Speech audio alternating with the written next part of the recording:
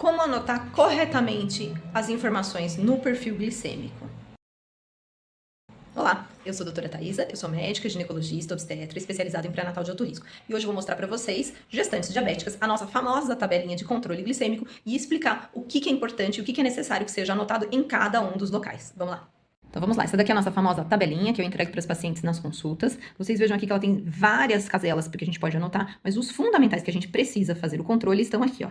Temos jejum, 1 hora após o café, 1 hora após o almoço e 1 hora após o jantar. Isso daí é o mínimo que todas as pacientes diabéticas precisam fazer.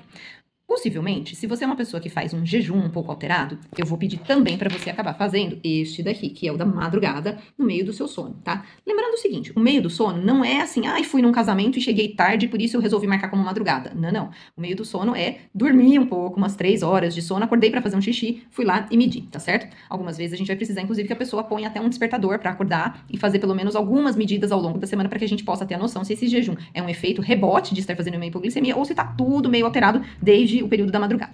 Se você é uma pessoa que faz um intervalo muito longo entre o almoço e o jantar e faz um período de um lanche bastante grande entre o almoço e o jantar, eu acabo pedindo para você fazer também a medida numa hora pós-lanche. Mas esse daqui normalmente não é uma coisa que a gente tem de praxe já bem estabelecido para todas as pessoas fazerem de cara.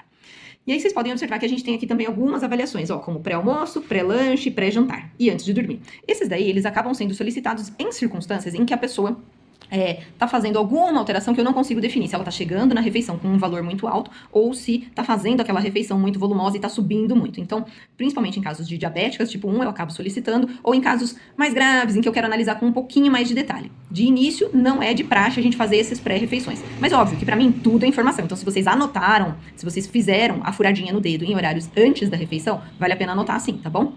Ó, repararam ali que a gente tem a descrição de 1 hora após as principais refeições. Essa 1 hora, ela precisa ser respeitada em relação ao início da refeição. Então, sentou para tomar seu café da manhã, olha lá no teu relógio e bota um despertador para tocar ali dali 55 minutos, 1 hora, para você saber que naquele momento você tem que fazer a glicemia. Eu costumo deixar ali aquele esquema de entre 50 minutos a 1 hora e 10, a pessoa pode fazer a anotação, tá certo? Né? 10 minutinhos antes, 10 minutinhos depois. Mas não pode passar muito disso, porque senão a gente perde um pouco o parâmetro. Por quê? Porque nós temos parâmetros específicos para 1 hora, certo? Se você esqueceu de fazer com 1 hora, eu sugiro você fazer, então, com 2 horas. Mas aí lembre de pegar a anotação aqui do lado e botar aqui entre parênteses pra mim, ó, 2H, tá certo? Pra eu saber que aquele valor que você anotou aqui se refere a 2 horas após aquela refeição. Por quê? Porque existem parâmetros diferentes de acordo com o horário que você fez, de acordo com o horário que você se alimentou. Vejam os parâmetros quais são. De jejum, temos aqui que o ideal é até 95, 1 hora até 140 e 2 horas até 120. Esses são os parâmetros, os critérios mais consensuais em todo o mundo, tá certo? E aí, obviamente, os pré-refeições a gente vai analisar no contexto global de cada paciente. Coisas que eu acho importante vocês terem em mente também quando estão fazendo o perfil glicêmico. Muitas vezes o perfil tá legal e é uma paciente que tá bem controlada, que a gente vê que não tá ganhando muito peso ao longo da gestação, que o bebê tá bem.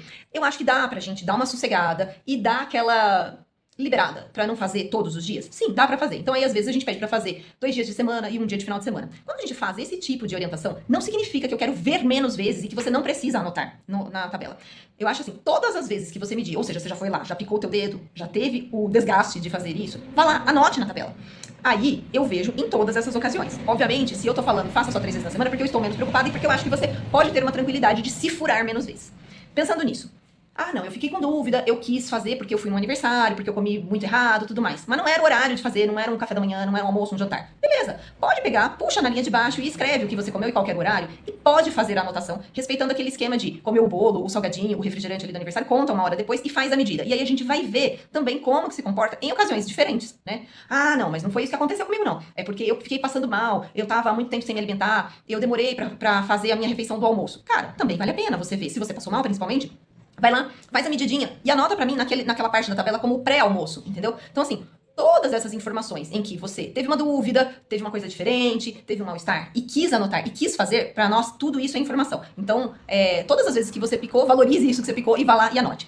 E por fim, uma última coisa que eu quero falar pra vocês. É importante que isso seja fidedigno, tá? Porque às vezes vocês querem trazer uma coisa assim muito bonitinha, muito preenchidinha, e não é isso que me importa. O que me importa é eu saber a verdade da coisa. Então, não adianta você falar assim, putz, eu esqueci de fazer hoje no almoço.